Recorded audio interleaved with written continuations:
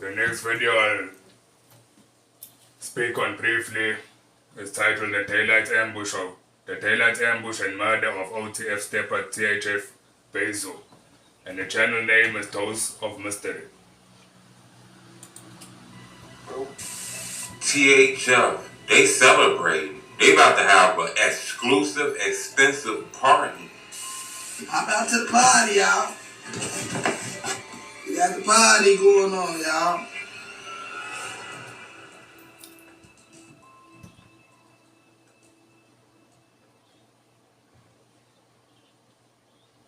It was a calm Saturday afternoon in Chicago's Little Village neighborhood. Just after 3 p.m. on October 25th, 2025. The sun cast long shadows across the cracked concrete of the 3100 block of South Street, Lewis Avenue.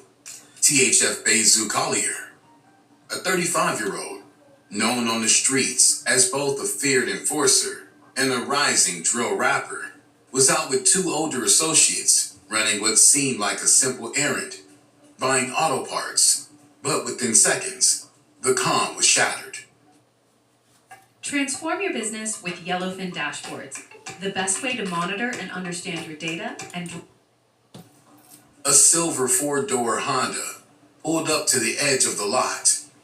Two masked gunmen leapt out, one dressed in gray, carrying an AR-style rifle, the other in black, with a handgun at the ready.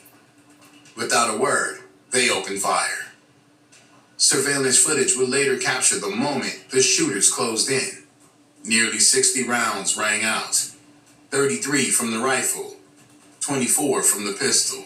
Bayzoos and his crew had no time to react. Bullets tore through metal and flesh. Yeah, no time to react and no chance of survival given the amount of bullets they said had been shot at them. Bayzoos collapsed almost instantly, struck multiple times. His two associates were hit as well, one in the leg, the other in the back, arms, and hip. The shooter fled the scene as quickly as they'd arrived, vanishing into the city. Witnesses called 911. Emergency responders arrived within minutes. The scene was chaos, shell casings littering the ground, a body crumpled near a car, and the agonizing sound of grief and confusion. Paramedics worked quickly, loading Bayzoos into an ambulance. He was rushed to Mount Sinai Hospital in critical condition. Doctors fought to stabilize him, but the damage was too severe. At 3:54 a.m. on Sunday, October 26th, THF Bayzoos was pronounced deceased. He had suffered multiple gunshot wounds to the head, the torso, the back. The two men who had been with him survived. But the damage, emotional, symbolic, and strategic, was done. One of Chicago's most notorious street figures had just been taken out in a daylight ambush. The police investigation was immediate. You see that title, Notorious Street Figure. Just know that whatever you do to people, in the timings, it's going to come back to you. You can do whatever, get away with it for as long as you think you can. Look at him, he was 35. Generally speaking, 35 is old for someone involved in street activity to not have been killed as yet. So whatever you do, just know, especially negative things that you do, just know it's only a matter of time until it comes back to you. Officers recovered nearly 60 shell casings from the scene, pointing to a coordinated and calculated hit. The shooter knew where he'd be. They knew when to strike, and they executed the job with brutal efficiency. As dawn broke over Chicago, word of Bayzoos' passing began to spread. Online, on the streets, in hushed phone calls and shocked group chats. The legend of THF Bayzoos, one of OTF's most feared and loyal soldiers, lost his life. The news hit hard and fast. Within hours of his passing, social media was flooded with tributes, disbelief, and sorrow. From street corners to Chicago, to the Instagram stories of rappers in Atlanta, the shockwave was immediate. THF Bayzoos walked to the closest who knew him was gone. Among the first to react publicly was 21 Savage. He posted a series of heartbreaking messages. Those messages, shared across thousands of screens, felt like the first candle in a rapidly growing vigil. Inside the OTF camp, the loss was deeply personal. Bayzoo wasn't just an affiliate. He was a day one, a protector, a brother. Duty Low, one of Dirk's closest associates, took to Instagram with a gut-wrenching post. My BFF, my brother, my dog, taught me a lot. This one hurt, Wop. He shared how Bayzoo had rushed to his side when he was shot, how he made promises he kept. And in that moment, Duty made another promise. I got your kids for life. Bayzoo's funeral was private, but its impact was public. For those in OTF, that comment by saying that I've got your kids for life, that's a good gesture. That's something good to do on behalf of Bayzoo, on behalf of Bayzoo's family, and for Bayzoo's children. But the truth is, his children actually need him. They don't need the support of somebody else or other people. They need their father. So especially the fact that he had children, once he had children, he should have excluded himself from the streets. Once he started making money, he should have excluded himself from the streets. Once he became independent of the streets, he should have excluded himself from the streets. For the city of Chicago, and for anyone watching the drill world from afar, Bayzoo's passing was more than another casualty. It was a rupture, and it left one question hanging heavy in the air. Who did this, and why? THF Bayzoo was a complex figure, both feared and respected. A man whose life straddled two worlds, the unforgiving streets of Chicago, and the rise... Yeah, when he spoke of who did the shooting and why, generally the streets know exactly who did the shooting because people talk too much. Most of the time the people who actually did it, they're the ones who will be posting about it, or they'll tell people, in which the same people that they tell, they will speak of it and also post of it. So generally, I think even within 3 days of an incident occurring, the streets already know exactly who committed the crime. Fame of the drill music scene. To those outside that world, he might have seemed like just another gang-affiliated rapper. But to those who knew him, who moved with him, who listened to his voice in person... Yeah, supposedly he was active in the streets. ...and on wax, Bayzoo was a legend. Atera is the IT painkiller. Remote monitoring and management, remote access, help desk and ticketing. He was the kind of man whose name carried weight long before it ever hit a streaming platform. Raised on Chicago's South Side, he became a central figure in the THF 46 set, Trigger Happy Family. From there, he built deep ties with Only the Family, Lil Durk's collective, serving not only as an artist, but as a trusted enforcer. To understand THF Bayzoos' world, you have to understand his affiliations. In Chicago, gang identity isn't just about territory. It's about legacy, protection, retaliation, and survival. These ties placed him squarely in the middle of ongoing feuds that have defined Chicago street politics for over a decade.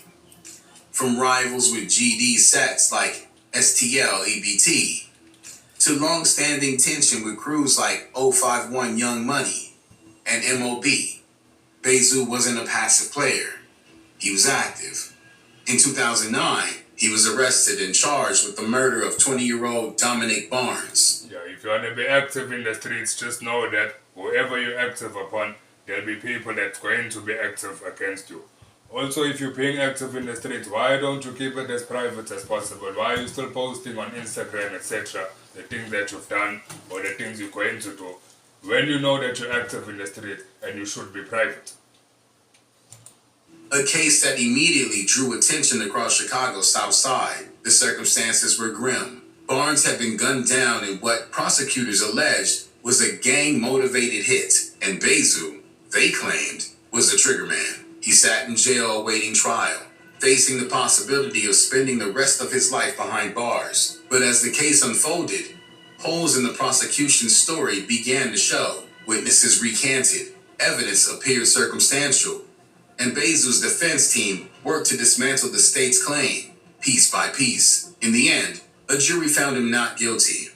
The acquittal sent a message, not just to the courtroom, but to the streets. Bayzoo had beaten the case, and it was the kind of victory that, in the world he came from, transformed him from respected to revered. And for many, that made him untouchable. By 2014, Bayzoo's profile was rising within the OTF circle, and so was the attention from law enforcement. That year, police raided a property tied to Lil Durk in the wake of the ongoing investigations into gang activity. During the search, they discovered multiple firearms. Among those arrested was THF Bayzoos. He was found in possession of a handgun, no small charge for someone with his legal history. The arrest made headlines, not just because of the guns, but because of who was involved. It confirmed what many already suspected. Bayzoos wasn't just close to the OTF brand. He was embedded in its core. In 2019, THF Bayzoos' name surfaced again. This time, in connection with the shooting at the Varsity, a well-known late-night restaurant in Atlanta. Witnesses reported chaos as gunfire erupted outside the establishment following an altercation involving multiple individuals. Reports quickly circulated that Bayzoos had been present at the scene, though accounts varied. Some witnesses claim that they saw him fleeing the area as shots rang out. Others suggested he had been targeted. No official charges were filed against him, but his name appeared in early police reports and media coverage, fueling speculation. Once again, Bayzoos walked away without charges. But the shadows around his name only grew darker. By 2022, the pressure on Bayzoos and OTF as a whole had reached a boiling point. In a sweeping operation that spanned across Chicago and beyond, federal and local law enforcement executed multiple coordinated raids targeting known gang figures. Bayzoos' residence was among those hit. Agents reportedly seized firearms and other contraband. Although initial reports didn't name specific charges, still, the implications were clear. He was being watched. The walls were closing in.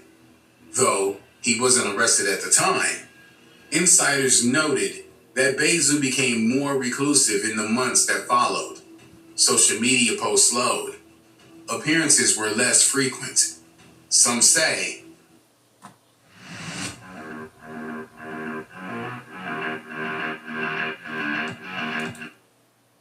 he saw what was coming. But when certain die, bro, it just wake you up. You know what I'm saying? Don't mean like everybody deaf don't hold weight. But certain, bro, they've been around so long, they've been involved in so much and overcame so much that they almost build this aura around them like they gonna be here. You know what I'm saying? Like, it was a storm gathering speed. And for once, it looked like even THF Bayzoos might not be able to outrun it. When viewed together, THF Bayzoos' legal history reads like a pattern, one of escalation, of proximity to street retaliations, and of calculated silence. He rarely spoke publicly about his arrest. He didn't use his case as promotional tools. And when the system pressed in, he leaned on his reputation and the code he lived by. Each brush with the law seemed to reinforce his mystique.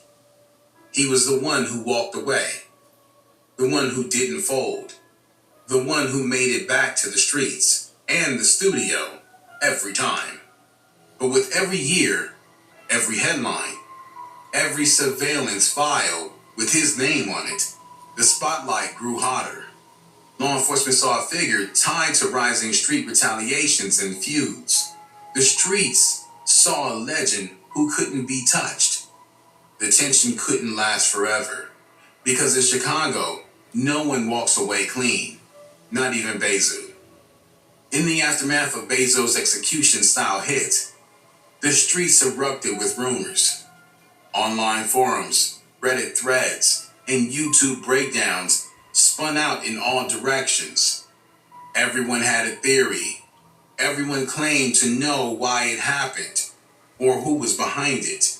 But as is often in the case in Chicago's underworld, truth and self-snitching again. Most likely this is the track. Okay, this is the tracksuit he wore during the shooting, and this looks like a picture of the same person.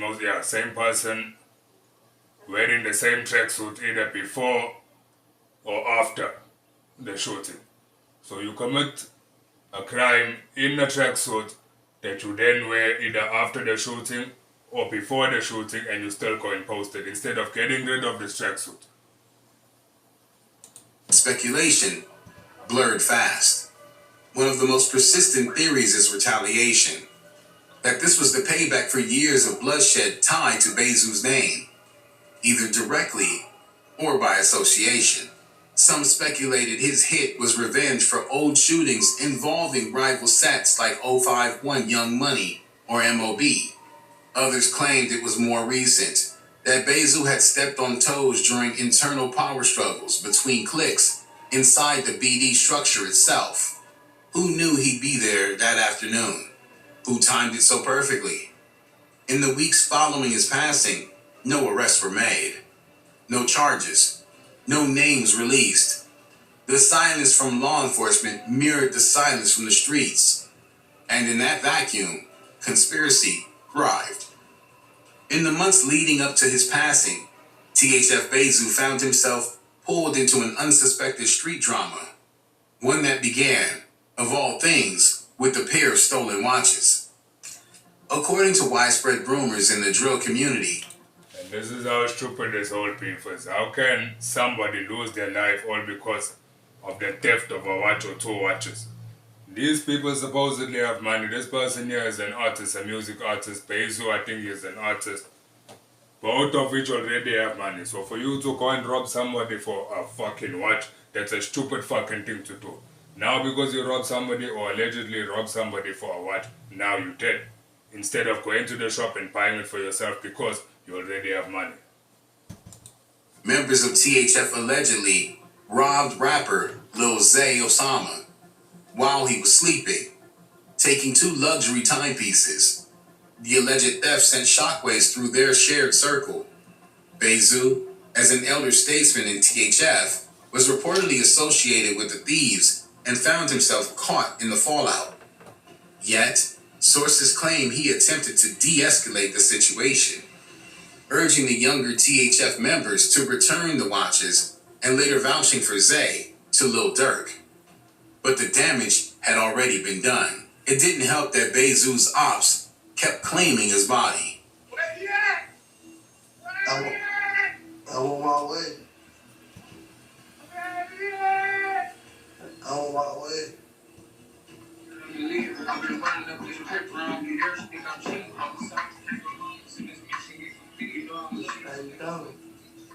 Hey, get some wood out here. To this day, Bayzoo's hit remains unsolved. But one thing is certain, he didn't die by accident. This wasn't a crime of passion, it was business. Yeah, so this person presenting this video said that to this day, Bayzoo's murder hasn't been solved. And that's because Bayzoo was allegedly a street person, a person known for violence, for alleged murders, for street activities. So when someone like that passes away, dies, etc., the law system or the law enforcement or the courts, they're not going to investigate somebody's death who was allegedly involved in all that, because for them, the thing that you're involved in, the thing that you did to other people, they're not going to try solve it for you. So if something like that happens to you, the thing that you were supposedly doing to other people, in the end it happened to you, most likely, most times, they're not going to investigate. But as I said before, the people in the streets know exactly what happened and who shot him. Calculated, cold. Whether it was payback, betrayal, or prevention, somebody wanted Bayzoo gone. And they made sure it happened in broad daylight. Because in Chicago, legacy is dangerous. And THF Bayzoo left behind a legacy that some couldn't afford to let live. Officially, the investigation remains active. But in Chicago, that can mean a case is open in name only. He say I'm playing. I ain't playing. How about everything gonna be? Everything. Rest in peace, THF Bayzoos.